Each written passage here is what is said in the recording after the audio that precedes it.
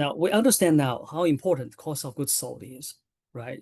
If you can improve a little bit, it's going to have a significant impact, right? The question is now is how do we improve cost of goods sold? And procurement is a primary way for companies, right, to improve their cost of goods sold, right? So in this module, the learning objective is to is for students to learn how to identify, right, and select the best suppliers, right, to meet their company's strategic objectives in sourcing, right?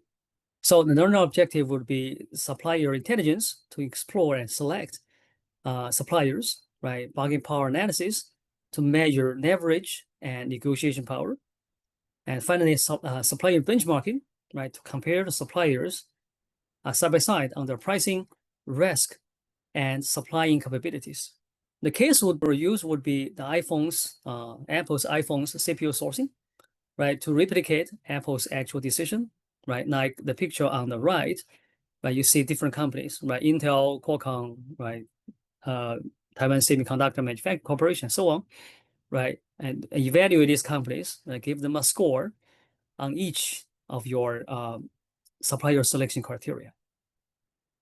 Lecture time about 60 minutes, and homework, right, is for students, right, to identify a company and a critical component, right, to find suppliers for this component and this company.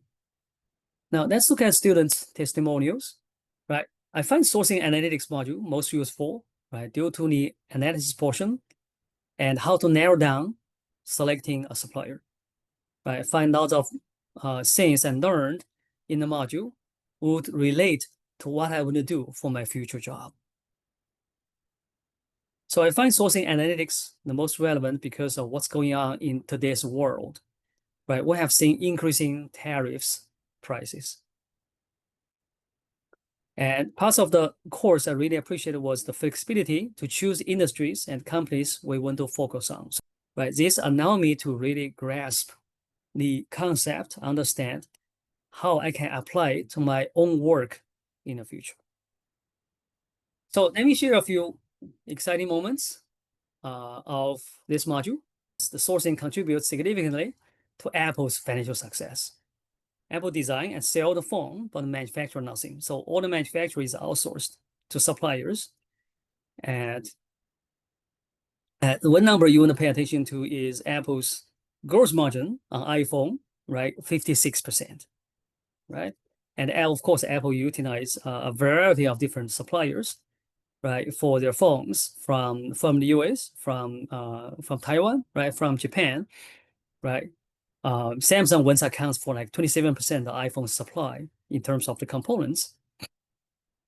But Samsung soon roll out their own smartphones, and actually Samsung uses cost advantage, right, and took over the global market in terms of volume.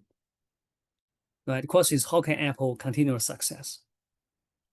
Global sourcing is irresistible, right? Like we just said, right? If you can find a better, cheaper supplier, right, save on the cost of goods sold, it's going to have a significant impact on your financials and the market value.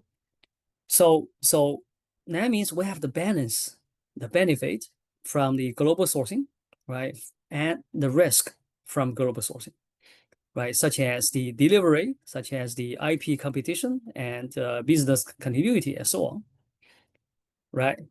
So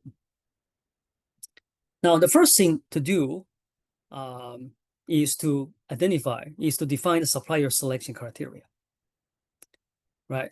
So what we will do is we will use competitive intelligence to first define our business needs. So you can understand your own needs, your strategic goal or priority, right? So you'll define the supplier selection criteria. Now, if you look at Apple 2024, right, in comparison with the technology hardware companies, the other technology hardware companies, right, you can see Apple is doing very good, right, in terms of cost of goods sold, right? And their gross margin, right, 46%, which is very good. But still, two observations, right? Cost of goods sold is still the biggest cost driver for Apple.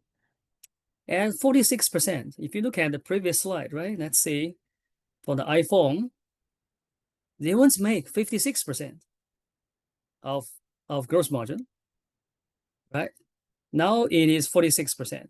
So meaning there is still some room for improvements, right? So what I want to say is the cost is still a very important criteria, right? When you select suppliers. Okay, so that's long story short. Let's come down to the selection criteria for CPOs. Actually, this criteria work for most other technological components, right? You want a supplier to be innovative, right? Technologically capable, right? And also they have enough production and supply chain capabilities. That's the first thing. And second is about cost savings, right? You want the suppliers to offer you a lower pricing and still remain profitable. And you hope you'll have the bargaining power over your suppliers. Now, finally, is the risk part. They are equally important, right? You want your supplier to be financially healthy, right? They won't bankrupt, right? Because you are outsourcing such a critical component to them. And of course, you also want to manage the leaks and also potential competition, right? Like Samsung, once a supplier now become a competitor. Now, after you define the supplier selection criteria, then we need to start searching or exploring suppliers globally, right? Let's say for semiconductors, right? Which country have the most suppliers or are strongest in semiconductors? And you can see very obviously from the map where to choose, right? And also you can use supply chain mapping, right? To find out all the, let's say, semiconductor suppliers globally, right? It turns out Taiwan Semiconductor Manufacturing Corporation, right, TSMC, in 2024 already become the biggest. Intel becomes smaller, NVIDIA, right, Broadcom, Qualcomm, and Texas Instruments, and so on. Bargaining power analysis. It turns out this is very important because in a negotiating table, you need to know who has the leverage and what is your bargaining power, so you know how much you can push through. Right now, it turns out it's a very simple calculation.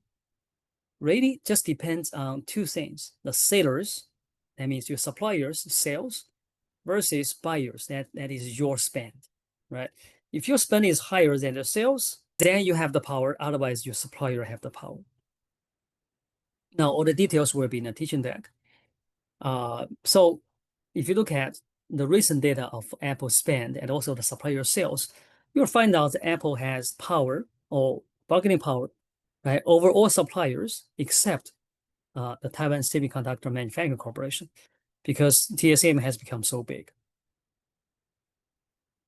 Okay, now for supplier benchmarking, right, you'll look at essentially three things, three KPIs. The first is pricing and profitability analysis, right? You want to make sure supplier offer you a good price, and despite that good price, they are still profitable. And of course, the supplier is healthy, right? In terms of long-term and short-term liabilities, right? So they won't bankrupt in the near future. And finally, you want to make sure the supplier have enough production and supplying capabilities to handle your volume. But I just want to show you, right? For these companies, for these potential suppliers, it turns out Intel, AMD, and Global Foundries, right? They are much cheaper and not very profitable. So this is one group of suppliers. And the other group of suppliers would be Texas Instruments, right? Qualcomm, Taiwan Semiconductor Manufacturing Corporation, and so on. They are much more expensive. Look at their cost of goods sold as a percentage of the revenue, right? They're much more expensive and they're very profitable. So here you can see the pricing. And also, out of this, the second group, which is much more profitable, offer higher price, right? It turns out Taiwan Semiconductor Manufacturing has a significant advantage within this group, right? Because it has the lowest pricing in this group and made the most profit in this group. So this company is very competitive. And look at the financial health, right? Look at their liabilities, their stockholder value, stockholder equity. We find everybody is very healthy. Now, except maybe Broadcom, right, or Qualcomm, they have higher, relatively higher, right, liabilities than the others, but still they are very healthy. Now, one thing that people often ignore, but very important when you select supplier, is their production and supplying capabilities, right? The question is, does the supplier have sufficient production capacity, right? Like PPEs, right? The property, plant, equipment to handle our volume, right? Can they secure the key production equipment and raw materials? To answer this question, we have to look at their assets breakdown, right? To see their PPEs, the property, plant, equipment, right? I want to show you some amazing discoveries. If you don't look very carefully, you can easily ignore it, right? There are three types of semiconductor manufacturers, right? IC designers. It turns out AMD and Broadcom. And if you look at NVIDIA, the same thing, right? Look at their PPEs, the property plant equipment. They only have about 3% of the assets in PPEs, 3%. So essentially, they're not manufacturing at all. They are pretty much just IC designers. Why do I say IC designers? They also have significant intangible assets. The net intangible assets accounts for like 60 to 80% of the assets. That's the intellectual properties, right? The designs, the software, and so on. Now, they're also IC foundries. So they don't design, they just manufacture.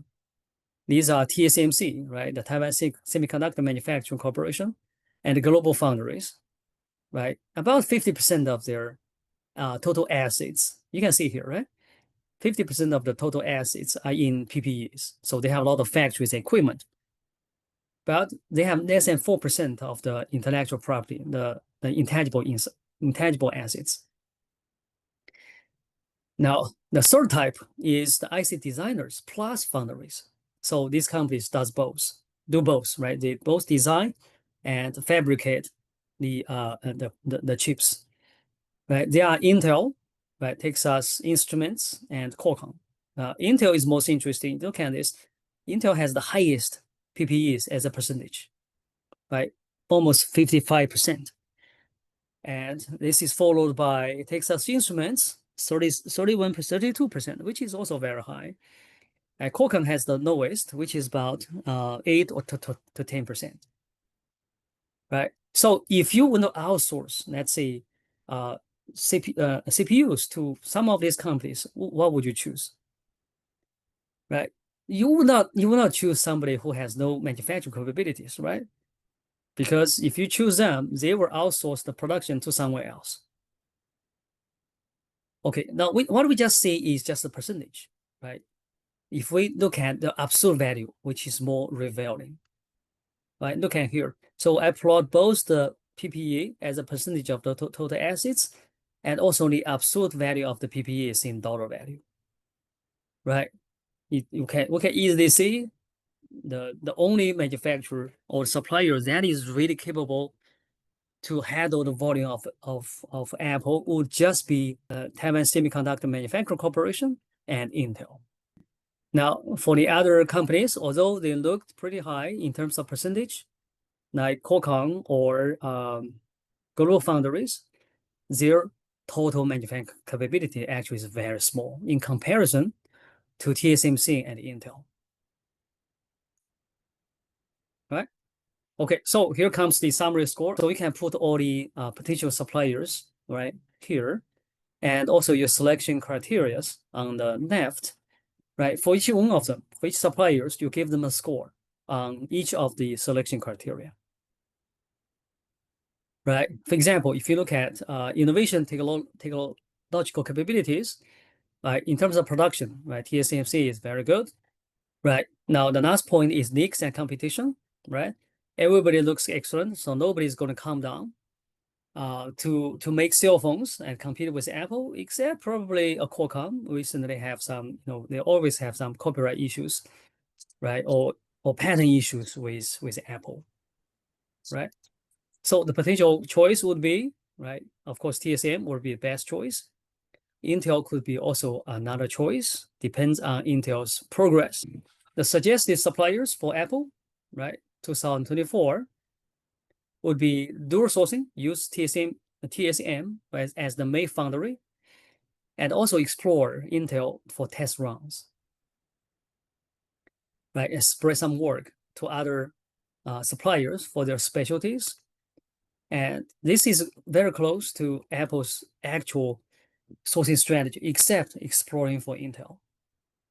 Now, this is the suggestion we make, that Apple needs to diversify its supply base to reduce cost and risk.